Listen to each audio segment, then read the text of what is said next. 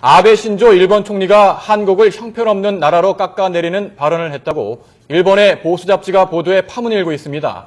지속적으로 대화를 하자고 강조해온 아베 총리의 두 얼굴이 극명하게 드러났습니다. 네, 파문이 커지자 일본 외무성은 외교 경로를 통해 사실이 아니라며 필요한 경우 해당 잡지에 대응 조치를 취하겠다고 해명했습니다. 어떤 내용인지 도쿄 특파원 연결해 알아보겠습니다. 박철원 특파원.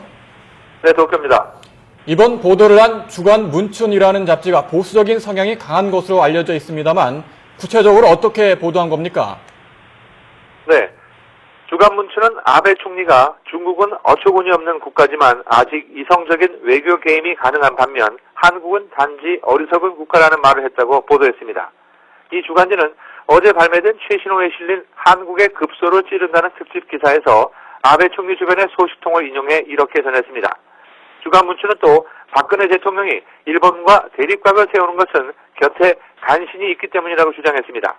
그 필두는 윤병세 외교부 장관이라고 주장하는 외교 소식통의 발언도 함께 다뤘습니다.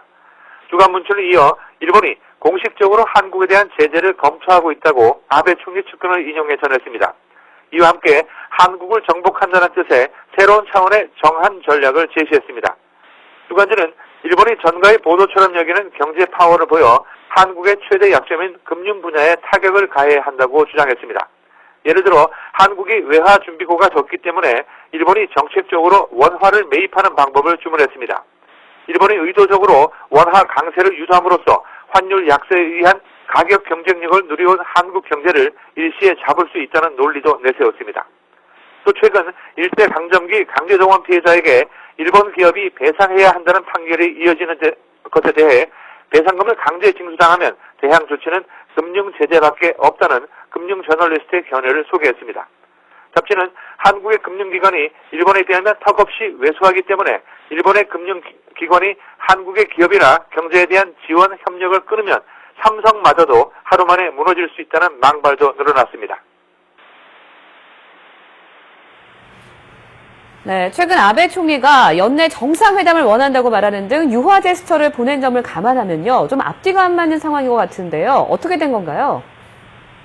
네, 사실 주간 문춘의 기사를 보면 얼굴이 붉어질 정도로 상당히 악의적이라는 느낌을 갖게 됩니다. 주간 문춘이 전한 아베 총리 발언이 사실이라면 한국 국회의원들을 만나는 자리에서 보였던 태도와는 정면 배치되는 것이어서 파장이 큽니다. 일본에서 열린 한일협력위원회 총회에 참석한 우리나라 국회의원들은 오늘 성명을 통해 이 기사가 한일 관계 악화를 낳고 있다며 심각한 우려를 나타냈습니다. 또 일본 정부가 기사의 부정적인 파장을 충분히 인식해 사실관계를 즉시 밝히고 책임있는 조치를 취하라고 촉구했습니다. 일본 정부도 주간 문춘의 기사가 한국에 전해지자 크게 당황한 모습입니다. 오늘 외무성은 오늘 아침 외교 경로를 통해 주간 문춘의 기사가 사실이 아니라는 입장을 전해왔습니다. 일본 외무성은 무책임하고 사실과 다른 보도가 나와 유감이라는 뜻을 밝혔습니다. 필요하다면 해당 잡지에 대응 조치를 취하겠다고 밝혀 주일 대사관 등 우리 정부 쪽에서도 일본 정부에 추가 대응을 주시하고 있습니다.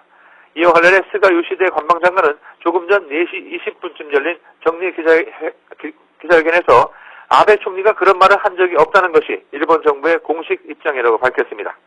오늘 아침에도 아베 총리는 도쿄 제국 호텔에서 열린 한일협력위원회 50주년 기념 행사에 참석해 한일 관계의 중요성을 강조하는 연설을 했습니다. 외교부에서는 올해로 50주년이 된 한일협력위원회 합동총회에 일본의 현직 총리가 참석하기는 처음이라며 의미를 부여했습니다. 뜻하지 않게 불거진 주간지의 악의적인 보도를 둘러싸고 양국 정부가 어떻게 대응할지 주목됩니다. 지금까지 도쿄에서 YTN 박철원입니다.